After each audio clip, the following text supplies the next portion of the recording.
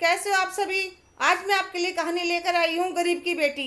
जब से श्यामलाल जी ने मदन लाल को बताया कि दूसरे शहर में रहने वाले विमल जी अपने बेटे के लिए एक संस्कारी बहू ढूंढ रहे हैं, तो मैंने आपकी बिटिया प्रभा के बारे में उन्हें बताया। वे आपसे एक बार मिलना चाहते हैं। तो मदन पाल जी की खुशी के मारे पैर जमीन पर नहीं पड़ रहे थे। मेरी बिटिया प्रभा इतने बड़े घर की बहू बनेगी। और वह श्यामलाल से कह देते हैं, कल उनको हमारे घर ले आना। घर जाकर अपनी पत्नी राधा को बताते हैं कि हमारी प्रभा के लिए दूसरे शहर में रहने वाले हीरो के व्यापारी विमल जी के पुत्र अभय का रिश्ता अपनी प्रभा के लिए आया है। कल वह अपनी प्रभा को देखने आ रहे हैं। उन्हें बस अपने बेटे के लिए पत्नी चाहिए और किसी चीज़ का लालच नहीं है। सारी तैयारी अच्छे से कर लेना। किसी सामान की जरूरत हो तो बता देना, मैं ला दूंगा।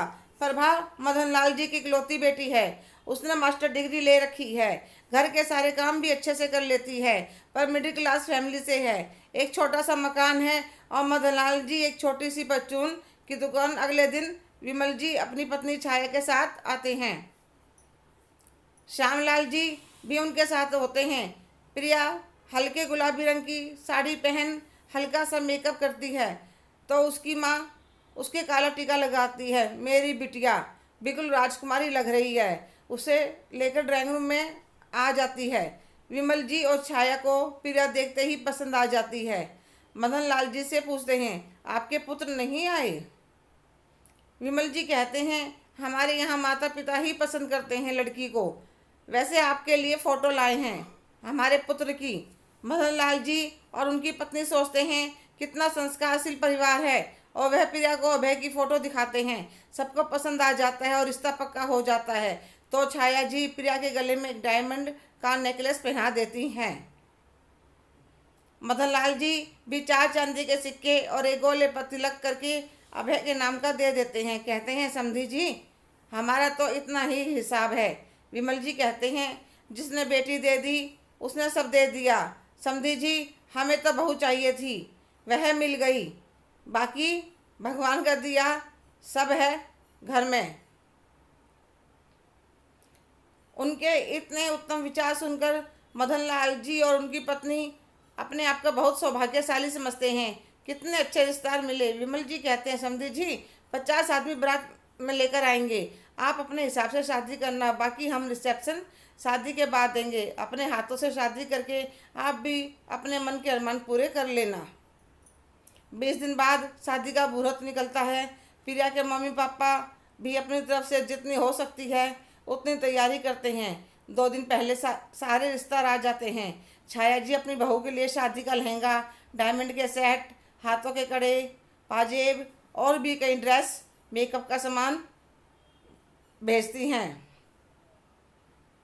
सब रिश्तेदार कहने लगे, प्रिया ने तो पिछले जन्म में बहुत पुण्य करे थे जो ऐसा घर मिला। बहुत ही धूमधाम से शादी हो जाती है। इतना बड़ा बंगला देखकर प्रिया हैरान हो जाती है। छाया जी बहू को अंदर ले जाती हैं। थोड़ी देर बाद आराम कर ले बहू, फिर सारी रस्में भी तो करनी है। थोड़ी देर बाद रिश्ते में लगने वाली ननंद उसको बाहर ले आती है। अंगूठी खेलने की रस्म शुरू होती है। सब हंसी मजाक कर रहे थे।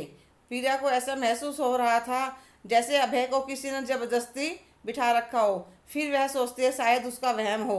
कुछ देर बाद सासू माँ कहती है, प्रिया तुम अपने कमरे में रिसेप्शन के बाद जाओगी। हमारे यहाँ यही परंपरा है। जी मम्मी जी।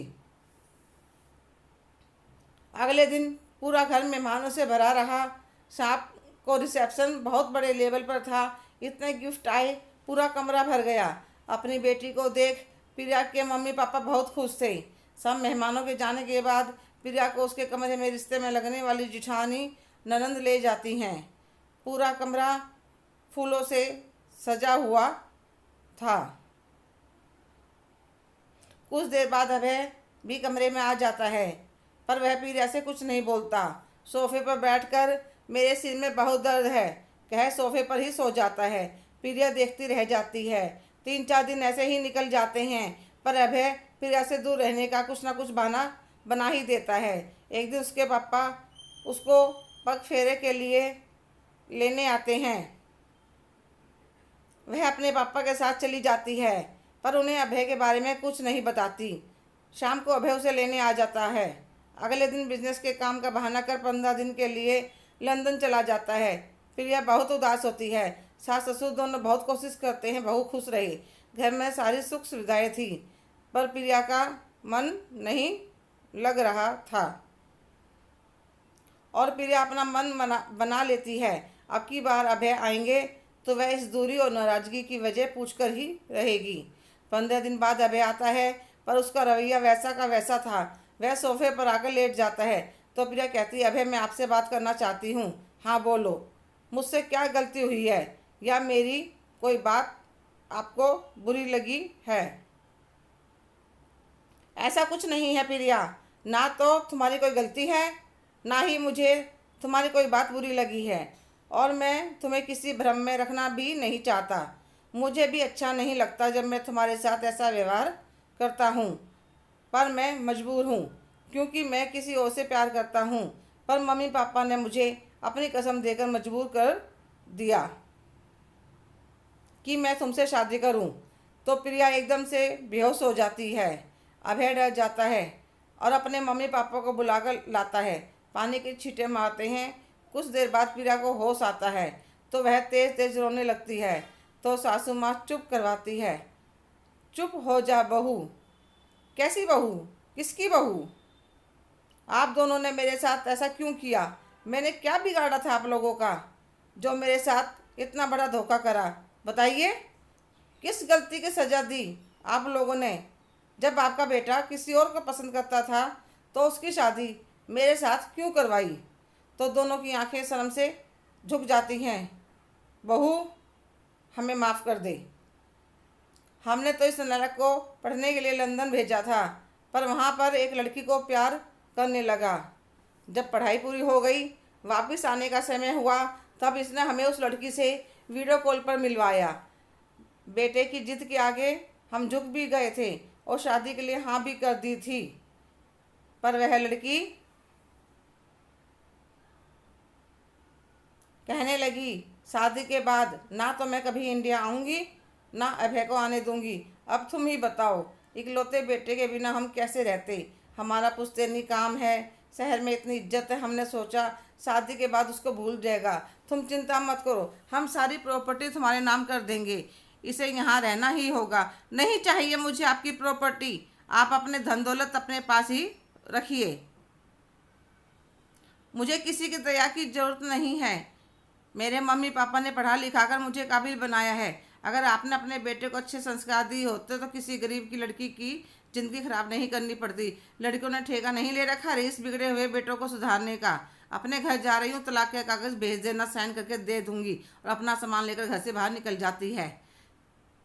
हेलो दोस्तों, आज की कहानी आपको कैसी लगी? क्या प्रिया का फैसला सही था? कमेंट करके ज़रूर बताइएगा। अगर आप मेरे चैनल पर नए हैं तो लाइक सब्सक्राइब करना ना भूलें प्लीज़। धन्यवाद।